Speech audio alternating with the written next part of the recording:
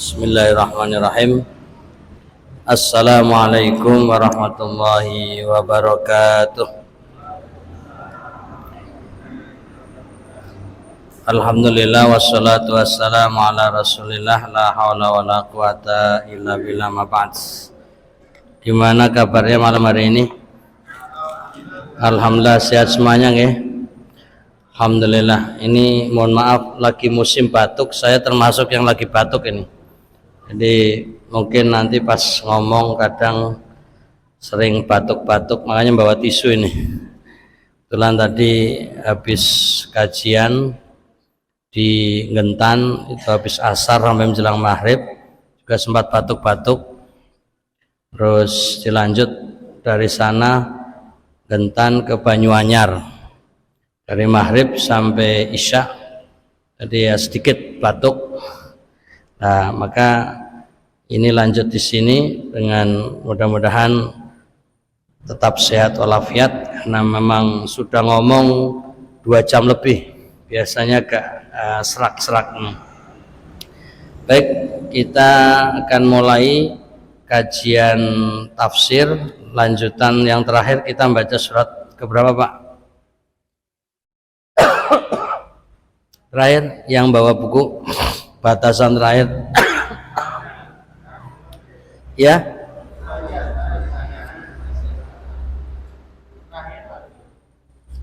halaman berapa? Al-Fil 47 ya.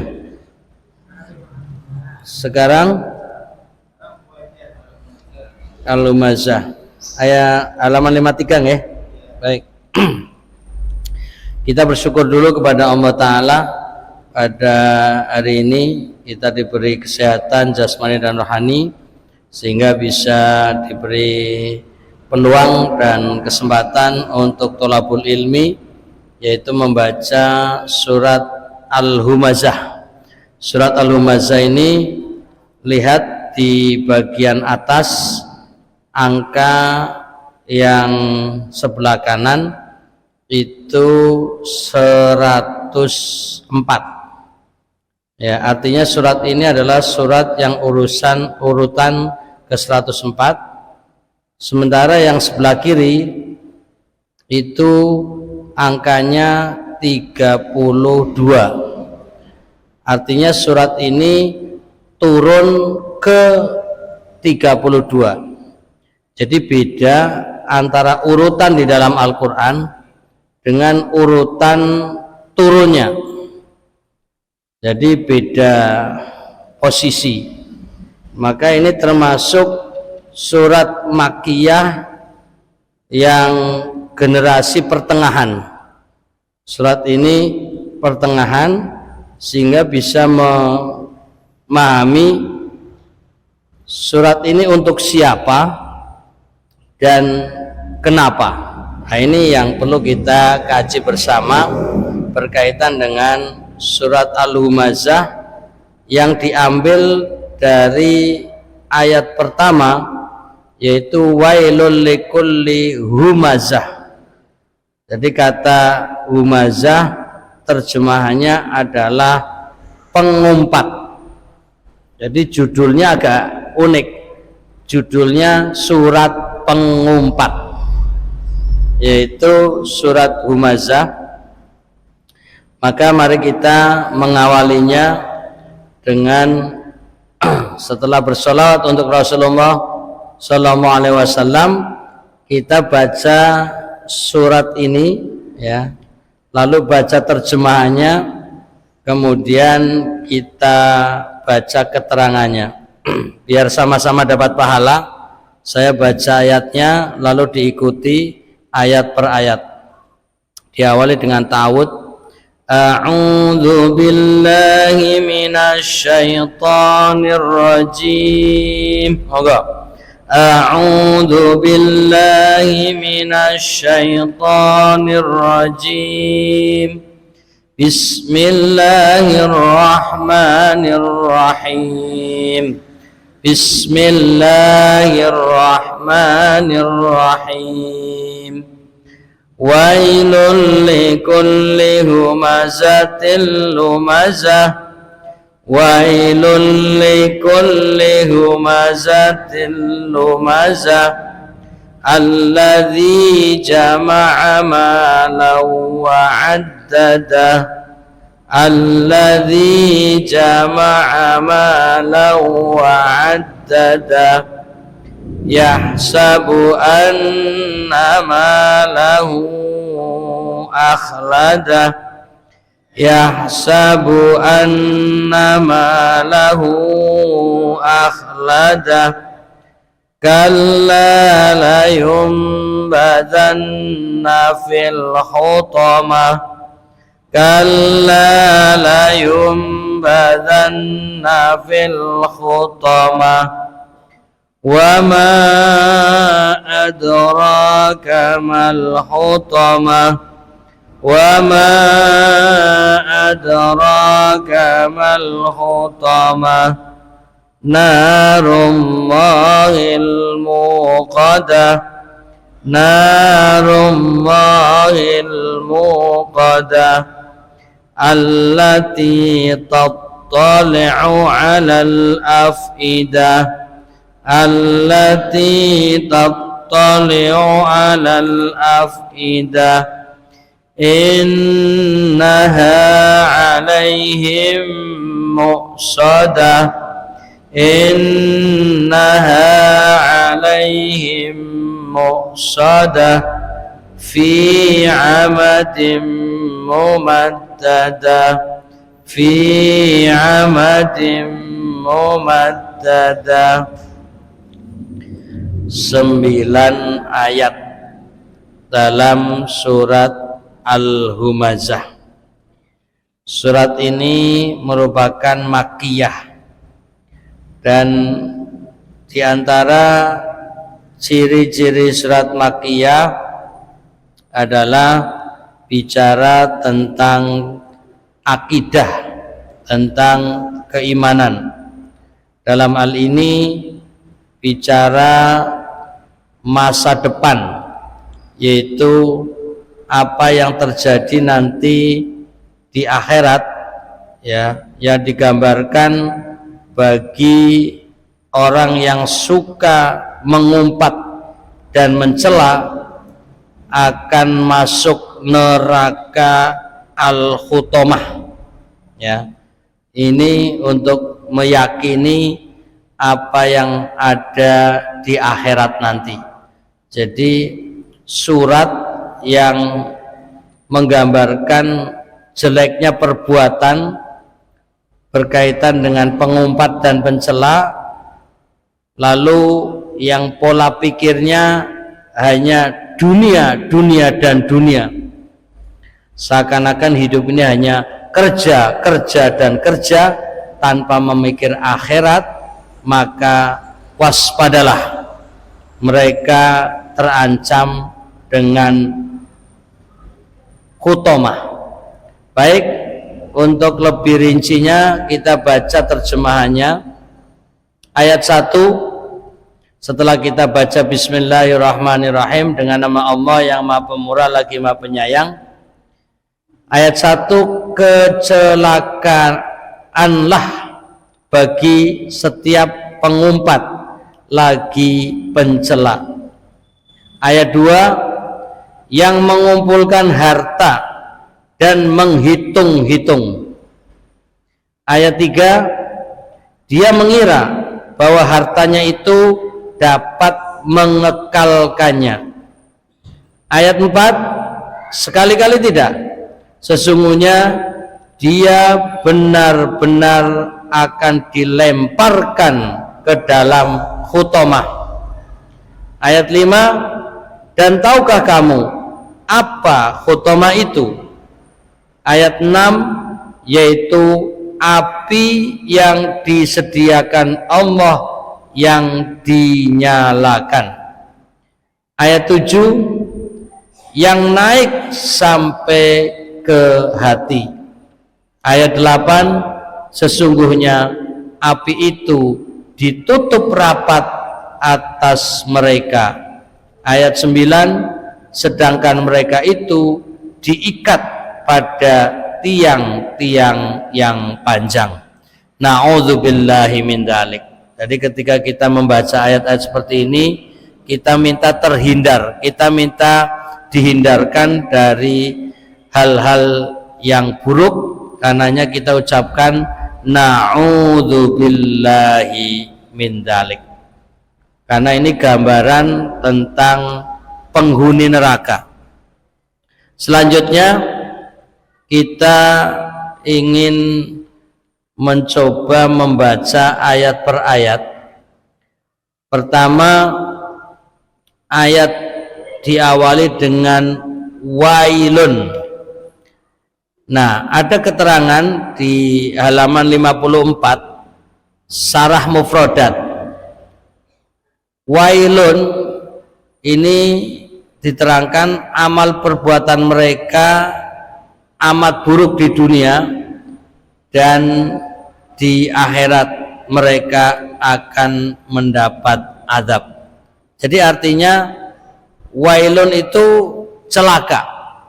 Lalu siapa yang celaka? Mereka yang hidup di dunia ya dengan perbuatan yang buruk, menyalahi aturan, tidak sesuai petunjuk, dan akibatnya mereka celaka di akhirat. Mereka akan mendapatkan siksa, mereka akan mendapatkan azab. Lalu azabnya apa? Azabnya tadi sudah kita baca, al-khutamah, yaitu dipanggang di api neraka al-khutamah. Na'udzubillahi min dzalik. Kemudian siapa mereka yang celaka? Siapa mereka yang nanti dapat siksa? Siapa mereka yang nanti akan masuk neraka? Lalu ayatnya menyebutkan likulli humazah, yaitu bagi setiap orang yang suka pengumpat. Nah, di sini kita bisa mendapati kata humazah. Dijelaskan humazah dari lafal al-hamas. Silakan yang membawa buku lihat halaman 54 Sarah Mufradat. Al-hamas arti asalnya adalah memecahkan. Kemudian pengertian ini dipinjam untuk menunjukkan makna mencela kehormatan orang lain.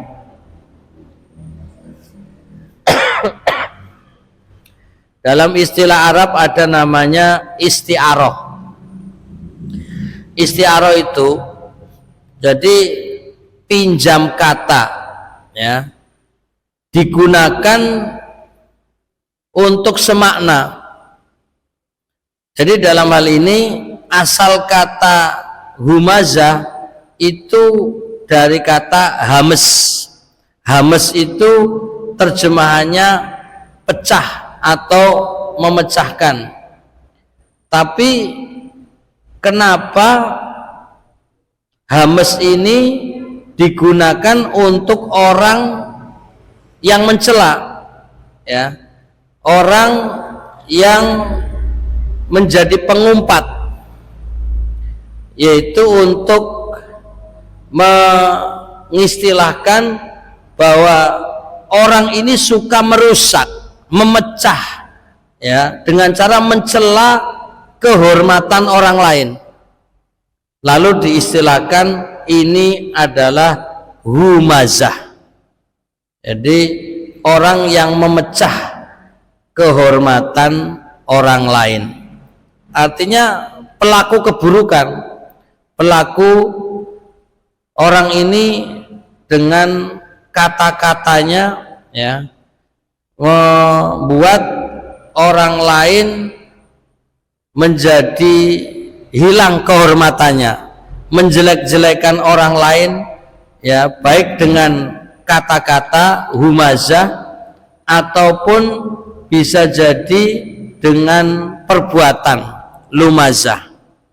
Jadi dua istilah ini dua istilah buruk, tapi uniknya untuk judul surat Al-Quran.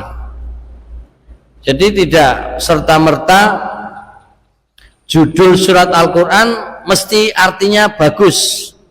Jangan sampai kemudian wah ini pokoknya dari Al-Quran ngasih nama orang humazah, nah payah ini, karena nggak ngerti artinya, ngambil dari Al-Quran lalu untuk nama orang umpamanya. Anaknya namanya siapa? Al-Humazah. Loh kok Al-Humazah? Ya kan diambil dari Al-Quran. Tidak semua kata di dalam Al-Quran kemudian mesti artinya bagus, karena dibuat judul dalam Al-Quran untuk peringatan bagi mereka yang buruk itu, disebut dengan Al-Humazah. Nah, di sini ada dua, Al-Humazah dan Al-Lumazah. Jadi lumazah ini mengumpat orang lain dan menelusuri keaiban-keaiban mereka. Jadi humazah itu ucapan mencaci, memaki, menghina, melecehkan, ya, intinya merusak keadaan orang lain dengan perkataan, maka disebut humazah. Sementara lumazah di samping mengucapkan, dia juga bekerja untuk membongkar aib orang lain. Jadi dengan perbuatan, atau dia menunjukkan ekspresi atau menampilkan penghinaan kepada orang lain dengan perbuatan. Bahkan di sini dikatakan mengumpat orang lain dan menelusuri keaiban-keaiban mereka. Dan ini tentu perbuatan orang jahat, ya. Jadi mencari-cari aib orang lain, membongkar aib orang lain, tujuannya untuk menjatuhkan martabat orang itu, maka digambarkan sebagai lumazah. Jadi humazah dan lumazah. Coba lihat yang membawa buku halaman 55 tentang penjelasan dan pelajaran. Surat ini menggambarkan pengaruh harta benda yang menyebabkan sebagian di antara manusia bersikap kelewat batas, ya. Harta membuat mereka tidak memperdulikan lagi kehormatan orang lain.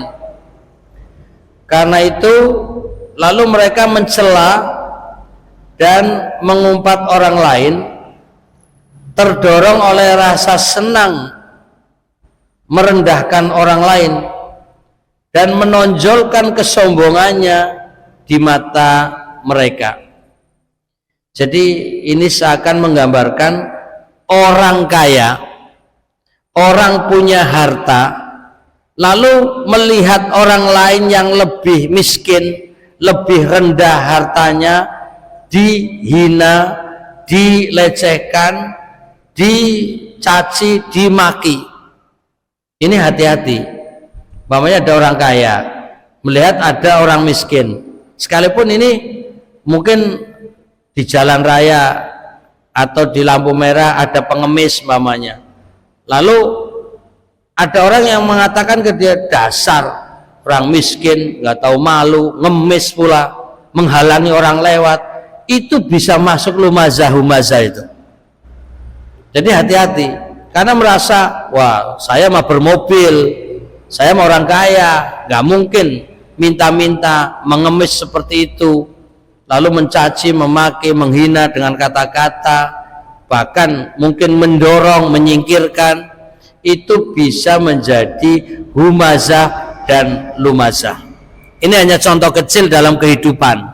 Jadi kadang-kadang orang merasa lebih baik dari orang lain, khususnya dalam hal harta, bisa juga tahta, merasa punya jabatan, punya pangkat lebih tinggi dari orang lain, lalu bangga, sombong, alah kamu mah kacung, kamu mah cuman OB, jadi kamu hanya pesuruh, kamu hanya karyawan biasa, aku mah bos, aku mah direktur, aku adalah pejabat tinggi, teras papan atas, kamu mah. Nah, ini contoh-contoh baik ucapan, ekspresi, perbuatan. Jadi kalau ucapan itu humazah, kalau perbuatan jadi lumazah. Ini adalah perbuatan orang kafir sebenarnya. Maka jangan sampai orang muslim, orang beriman kok melakukan seperti ini. Maka surat ini walaupun ditunjukkan kepada orang kafir, tapi juga pengingat dan peringatan bagi orang muslim. Jadi awal mula surat ini turun itu ditujukan untuk orang kafir. Maka perlu diingat, banyak ayat-ayat Al-Quran yang justru yang diajak ngomong orang kafir. Artinya saat ayat turun ini mereka orang kafir yang mendengar, orang kafir justru paham dengan ayat-ayat Al-Quran. Hanya masalahnya karena kekafirannya bukan karena tidak paham, tapi tidak mau menerima, tidak mau mendengar, dalam arti mengikuti petunjuk ini. Itulah yang disebut kafir. Nah, yang sayang disayang, kebanyakan orang sekarang ngaku Islam, bahkan mengatakan orang beriman, tapi ketika dibacakan Al-Quran seperti nggak mau mendengarkan, seperti tidak mau menerima isi Al-Quran. Jadi unik, ngaku Islam, ngaku beriman, tapi nggak mau mendengarkan apa pesan-pesan Allah dalam Al-Quran. Jadi seakan-akan ini sederajat dengan orang kafir itu, padahal surat ini ditujukan kepada orang kafir. Tapi kemudian akhirnya ayat-ayat seperti ini seakan-akan malah hanya untuk lingkungan orang beriman saja, padahal ayat-ayat seperti ini diarahkan untuk orang-orang kafir. Nah, yang jadi masalah, orang kafir sekarang nggak mau baca Quran, nggak mau dengerin Al-Quran, otomatis nggak tahu ini peringatan buat orang kafir. Tapi lebih banyak yang baca orang Islam, ya, orang yang beriman. Nah, yang membaca orang beriman biasanya orangnya sudah baik, sehingga ayat ini seakan-akan tidak untuk yang membaca. Kenapa? Ya, orang beriman sudah baik, ayat ini hanya untuk perbaikan untuk orang yang tidak baik. Nah, orang yang tidak baik tidak mendengar, tidak mau membaca, tidak memahami, akhirnya kurang perubahan. Orang Islam yang membaca sudah baik, seakan tidak ada pengaruhnya dengan surat ini. Orang yang kafir tidak mendengar ayat ini, sehingga tidak ada perubahan. Orang Islam yang kurang baik membaca atau mendengar tapi tidak mengambil pelajaran, akhirnya juga tidak ada perubahan. Jadi seakan-akan surat ini hanya untuk bacaan saja, terlebih pikirannya yang penting baca Quran dapat pahala, akhirnya nggak ada manfaat dari sisi perubahan. Padahal ayat seperti ini gerakan perubahan bagaimana memperbaiki akhlak, khususnya kalangan orang beriman, secara umum untuk orang-orang kafir.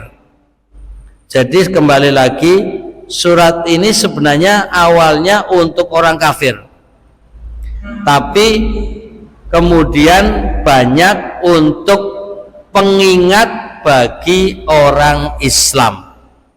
Dan mudah-mudahan kita semua setiap baca ayat Quran merasa diingatkan.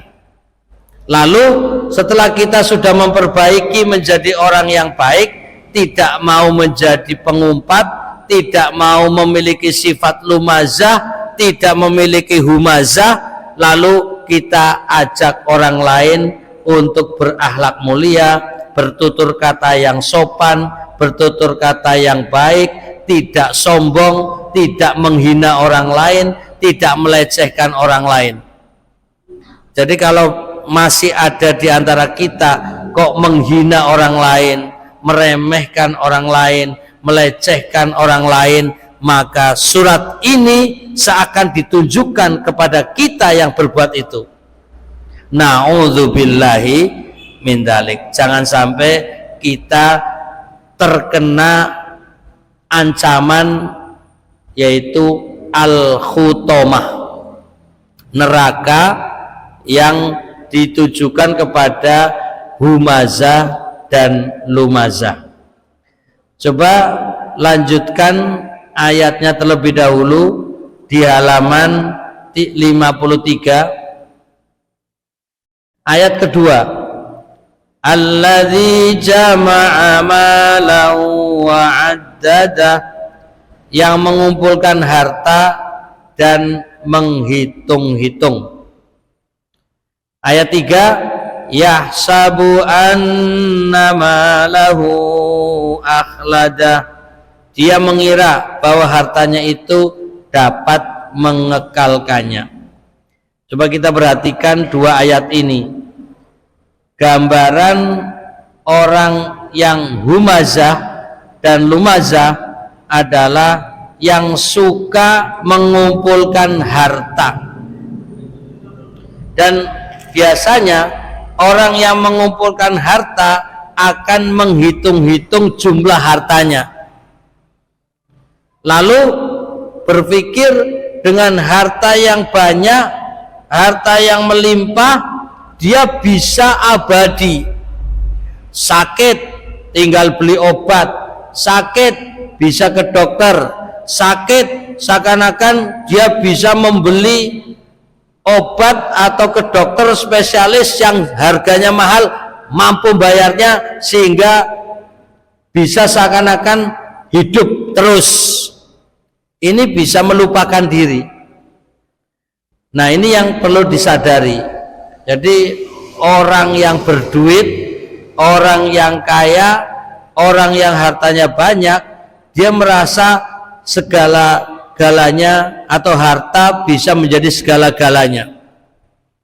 Ya seperti banyak orang Indonesia, umpamanya orang kaya sakit, wah pergi berobat di luar negeri, seakan-akan harta itu bisa menyelamatkan dirinya. Ini fakta yang ada. Sekalipun itu juga menyinggung perasaan dokter-dokter lokal. Jadi orang kaya seringnya nggak percaya dokter setempat, milih ke Singapura, milih ke Malaysia, milih ke Cina, milih ke Amerika, berobat ke Jerman, berobat ke Australia. Lah Indonesia ketoy ora ono sing pinter dokter iki. Seakan-akan kalau sudah sakit parah, Indonesia ora kuat, tidak mampu, nggak punya alat. Sering dengar gitu nggak? Untung jenengan bukan dokter, jadi nggak tersinggung. Itu kan seakan-akan yang berduit bisa ke luar negeri, dan seakan-akan kalau ke sana selamat gitu. Padahal prakteknya ya podo mati gitu. Artinya ini hanya untuk ilustrasi, untuk gambaran. Jangan dipikir karena punya duit lalu bisa menyelamatkan diri dengan hartanya dengan ke luar negeri. Malah kalau lebih pasrah, ya sudah, Allah yang menentukan, Allah yang mentakdirkan, ya usaha berobat tetap. Tapi daripada harus dengan biaya yang lebih tinggi, mendingan ya kita usaha di tempat, lalu harta yang mestinya banyak untuk dikeluarkan biaya di luar negeri buat sedekah fakir miskin lebih afdal. Malah justru siapa tahu dengan berbagi mereka mendoakan, malah dengan biaya sedikit Allah mentakdirkan lebih cepat sembuh, karena banyak orang yang mendoakan. Nah ini kan upaya usaha yang terbaik. Walaupun prakteknya kalau orang kaya nggak mau dengerin pesan seperti ini. Ayo, kalau di Indonesia obatnya obat lokal, obat generik, obat yang murahan, ada harga ada rupa, ada harga, ada rupa. Jadi kalau obatnya murah biasanya kualitas rendah. Ya, bahkan ini mau ngomong tapi menyinggung perasaan nggak ya? Nanti dianggap lumazah juga ini. Jadi biasanya kan BPJS itu kan berkelas, ada yang kelas iurannya murah, ada yang berkelas iurannya menengah, ada yang agak berkelas iurannya mahal. Itu nanti berdampak dengan kualitas obatnya. Walaupun fungsi obatnya sama, tapi harganya beda. Nah iurannya aja beda, otomatis yang diberikan ini pasien BPJS, iya, kelas berapa? Kelas 3. Oh, obatnya ini, fungsinya sama. Yang ini kelas berapa? Kelas 2. Oh, obatnya agak dikit naik. Ini fungsinya gimana? Oh, sama gitu kan. Kemudian wah ini kelas 1. Wah, ambilkan yang lebih mahal. Pak, ini ada yang lebih mahal lagi, ini lebih bagus. Oh ya, saya siap yang lebih tinggi lagi. Ini biasanya fasilitasnya, obatnya lebih tinggi, dianggap lebih mujarab. Jadi sadar atau tidak, BPJS juga berkelas-kelas, obatnya juga bervariasi, tapi kalimatnya podo wae, padahal beda itu. Tapi kembali lagi, kita tidak berpikir terlalu mendetail, pikirannya adalah yang penting jangan sampai kita berbuat humazah, berbuat lumazah. Berkata humazah yaitu mencela, ya, menjadi pengumpat, dan jangan berbuat lumazah yang menunjukkan penghinaan, pelecehan, dan mencela pihak lain. Tadi gambarannya orang yang suka mengumpulkan harta dan menghitung-hitung. Awalnya ini untuk orang-orang kafir, untuk orang-orang yang tidak beriman. Kalau pendekatannya dengan sejarah, tentunya ini adalah di zaman Nabi Shallallahu Alaihi Wasallam ada orang kafir, ya, yang merasa hartanya banyak, lalu melihat orang-orang Islam, ya, yang sebagian mereka pengikut Nabi Muhammad SAW itu dianggap miskin, lalu mencaci, memaki, menghina, melecehkan kepada umat Islam saat itu di Mekah. Jadi para hartawan, saudagar kaya yang kafir itu melihat pengikut Muhammad SAW itu di mata mereka orang rendahan, orang miskin, ya, orang yang tidak bermartabat. Walaupun sebenarnya Nabi Muhammad SAW itu orang kaya.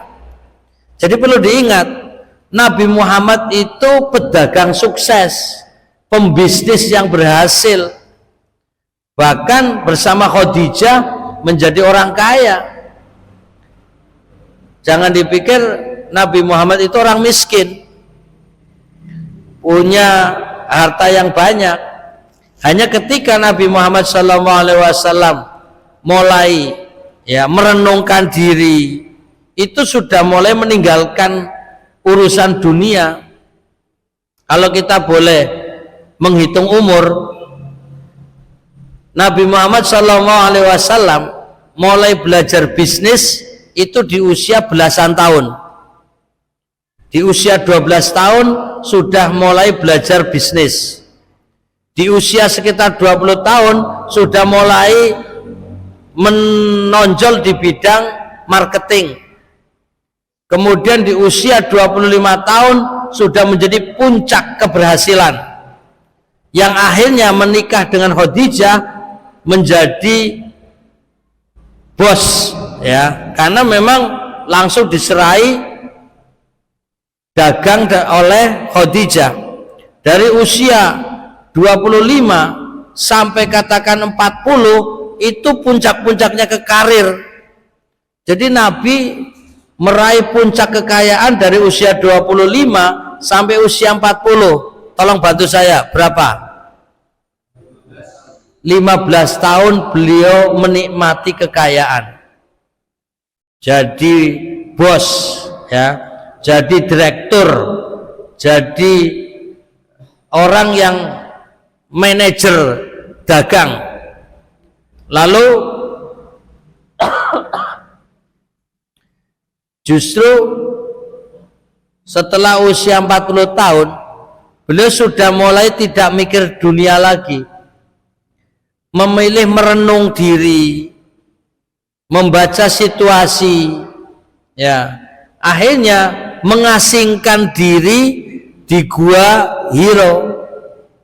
Jadi ini untuk menggambarkan bagaimana kesuksesan Nabi, lalu di usia 40 tahun malah justru mengurangi urusan dunia. Nah ini kalau kita bandingkan dengan kita kok yo angel, nggak sama, beda. Kenapa? Kita di usia-usia 40 ya masih gemar mencari harta masalahnya. Jadi kalau kita mau meniru Nabi, teorinya, ini teori, di usia 40 pensiun gitu, kira-kira siap nggak? Harus lewat. Jadi artinya teori Nabi itu pensiun di usia 40. Setelah itu bukan lagi kerja, tapi akhirat. Itulah Nabi. Tapi zaman sekarang seakan-akan kerja sampai mati gitu loh. Wes ora peduli berapapun umurnya, sampai Allah menjemput ajal gitu. Nah sementara Nabi itu dari usia 40 tahun sampai akhir hayatnya 63 tahun, berarti selama 23 tahun sudah fokusnya ke akhirat. Sementara urusan dunianya dari usia katakanlah 20 sampai 40, ya katakanlah 20 tahun itu dunia. Nah tinggal kita ini mau meneladani Nabi atau tidak. Ini dari sisi bahwa ayat ini menggambarkan orang yang celaka, yang suka menghina dengan perkataan maupun perbuatan, mereka yang suka atau hobinya mengumpulkan harta lalu menghitung-hitungnya, lalu berpikir dengan harta hidup abadi, dengan harta semua bisa dibeli, dengan harta seakan-akan hidup ya terus akan dirasakan, tidak ada matinya. Kira-kira ini hanya untuk menggambarkan saja. Orang kalau lagi menikmati harta yang melimpah ingat mati nggak? Biasanya loh, ini biasanya. Oh ini berarti yang nggak jawab ini nggak pernah merasakan bahagia ini ya. Ini guyon.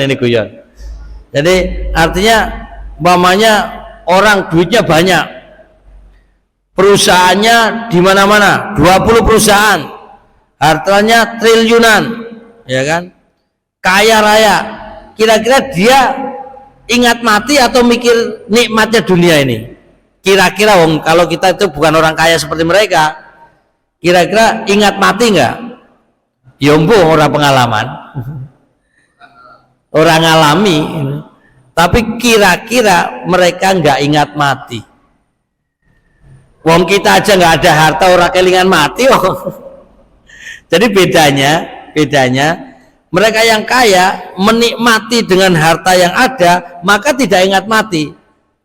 Nah, sebagian kita karena tidak sekaya mereka, itu mikirnya ngejar dunia sehingga juga nggak ingat mati. Podo wae jane.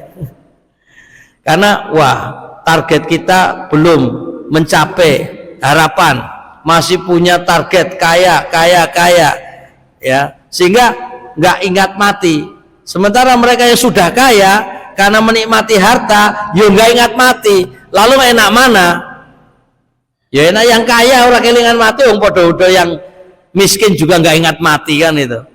Maka disinilah ayat mengingatkan, celakalah bagi orang yang humazah dan lumazah, seakan harta, dunia, kerja, nggak ingat mati. Nah, yang penting berarti kita harusnya mawas diri, bermuhasabah, menghitung bukan harta tapi menghitung amal. Kira-kira kita hidup sekian tahun, tinggal berapa tahun, amal soleh kita sudah cukup belum untuk bekal nanti di akhirat. Itu yang mestinya kita usahakan.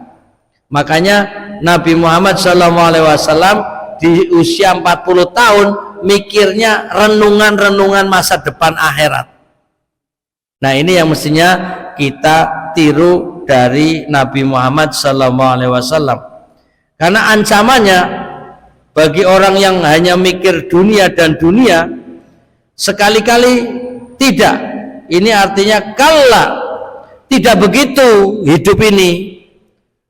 Tapi diancam, la yumbadanna fil khutama, sesungguhnya dia benar-benar akan dilemparkan ke dalam khutama, yaitu orang kafir yang suka mencela, suka menghina, hanya mengumpulkan harta, merasa abadi, itulah nanti akan dilempar ke neraka al-khutama. Mudah-mudahan kita bukan golongan mereka. Mudah-mudahan kita termasuk orang yang beriman, yang selalu menghitung-hitung amal soleh, sehingga kita menyiapkan diri untuk masa depan masuk surga. Allahumma amin. Karena itu ayat-ayat ini untuk orang kafir sebenarnya. Wa ma adraka mal khutama, dan tahukah kamu apa khutama itu? Jadi ayat 5 seperti membuat pertanyaan, dan yang ditanya adalah Nabi Muhammad Sallallahu Alaihi Wasallam. Tahukah kamu? Kamunya itu Nabi Muhammad, karena ayat ini diturunkan kepada Nabi Muhammad Sallallahu Alaihi Wasallam. Lalu Allah bertanya, wa ma adroka, dan tahukah engkau hai Muhammad mal khutama, apa itu al khutama? Tentu Nabi tidak tahu, karenanya Allah langsung menjelaskan dengan ayat 6, narullahil muqadah. Al khutama itu adalah api yang disediakan Allah, yang dinyalakan, singkatnya neraka. Makanya di sini digambarkan pada keterangannya halaman 55 ya, untuk penjelasan bahwa mereka yang beranggapan bahwa harta dapat membuat mereka selamat dari semua bentuk azab, mereka diperingatkan oleh Allah Subhanahu wa taala dengan azab dan kebinasaan pada hari kiamat melalui firman-Nya, wailul likulli humazatil lumazah alladzi jama'a malahu wa'addada yahsabu anna malahu ahlada. Kecelakaanlah bagi setiap pengumpat lagi pencela yang mengumpulkan harta dan menghitung-hitung. Dia mengira bahwa hartanya itu dapat mengekalkannya. Kemudian diingatkan, perhatikanlah makna yang terkandung di dalam firman-Nya, yahsabu annama lahu akhlada, dia mengira bahwa hartanya itu dapat mengekalkannya. Ayat ini menggambarkan watak manusia, yaitu pada sebagian orang-orang yang berkecukupan dengan gambaran yang benar-benar menceritakan apa adanya. Seandainya Anda bermaksud untuk menyelami kejiwaan mereka, niscaya Anda tidak akan dapat menemukan gambaran yang lebih rinci dan lebih benar daripada apa yang dikandung di dalam ayat ini.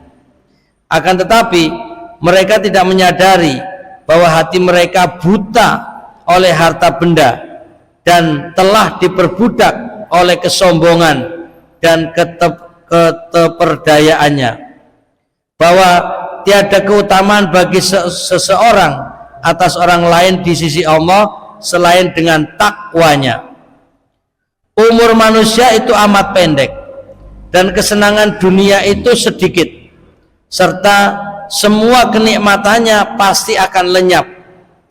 Di balik kehidupan dunia ini ada kehidupan lain, tempat manusia dimintai pertanggungjawaban atas amal perbuatannya.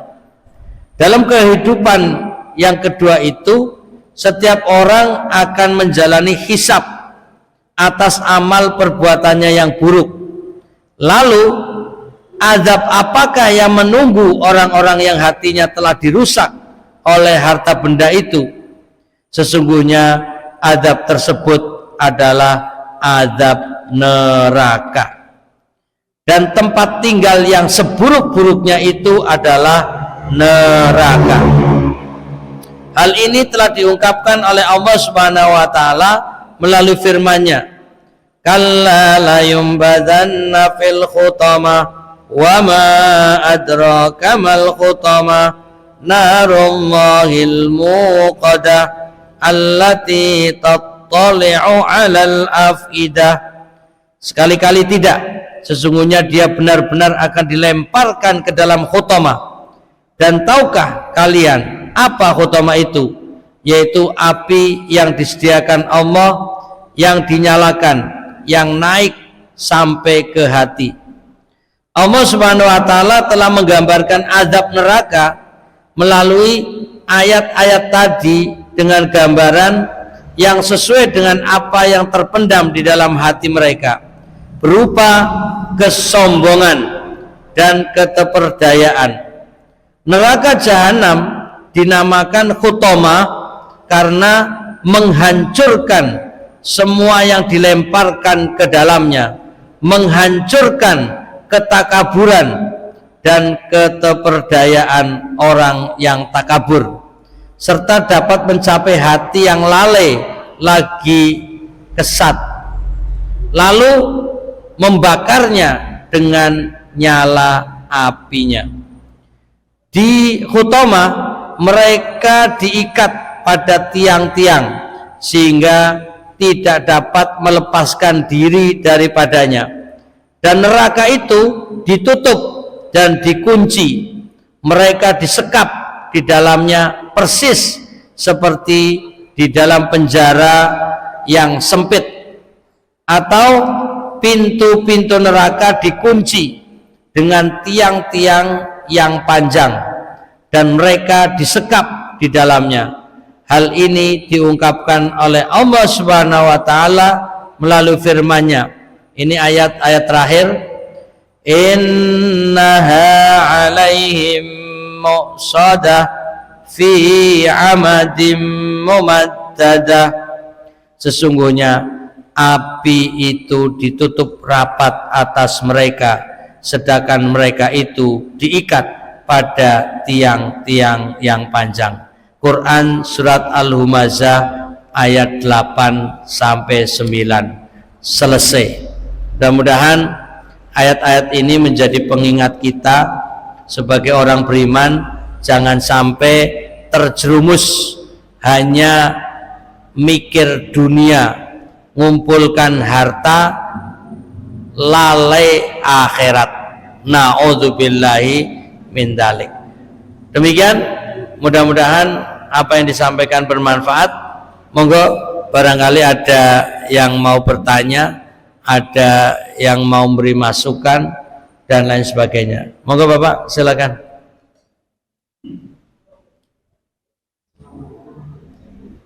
Waalaikumsalam warahmatullahi wabarakatuh.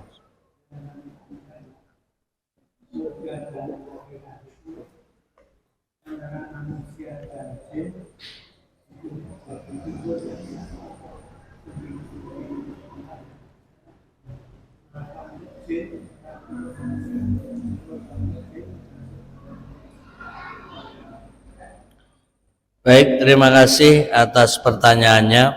Apakah manusia dan jin sama, baik itu di neraka atau di surga? Kalau melihat ayat yang umum, wa ma khalaqtul jinna wal insa illa liya'budun, dan tidaklah aku ciptakan jin dan manusia kecuali untuk ibadah.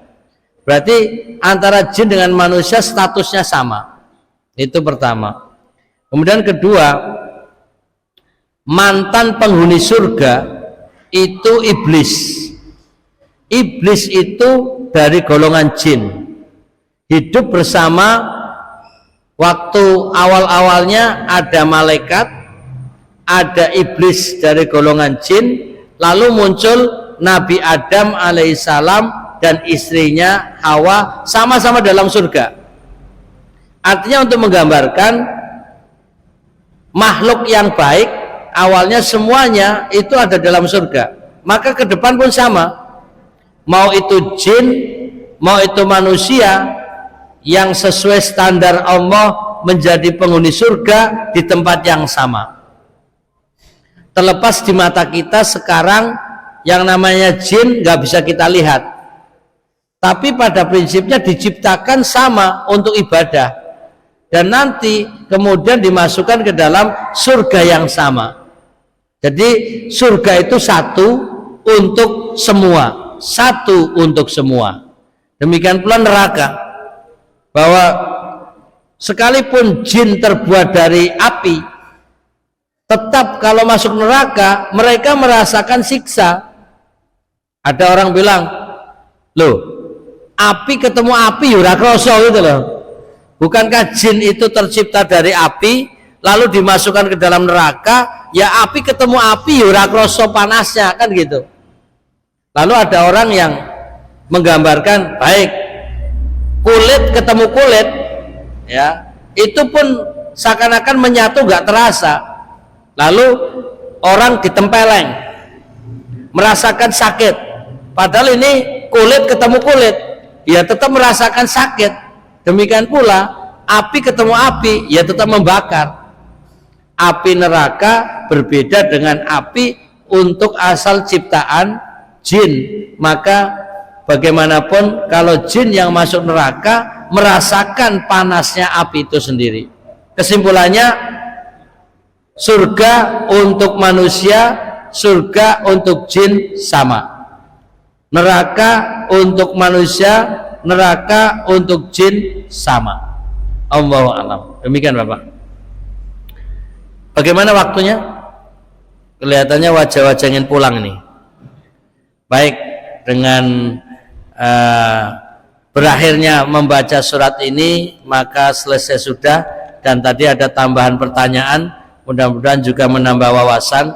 Mari kita akhiri pertemuan kita dengan kafaratul majlis. Subhanakallahumma wa bihamdika asyhadu an la ilaha illa anta astaghfiruka wa atubu ilaik. Mohon maaf lahir batin, aku qouli astaghfirullah wa lakum. Assalamualaikum warahmatullahi wabarakatuh.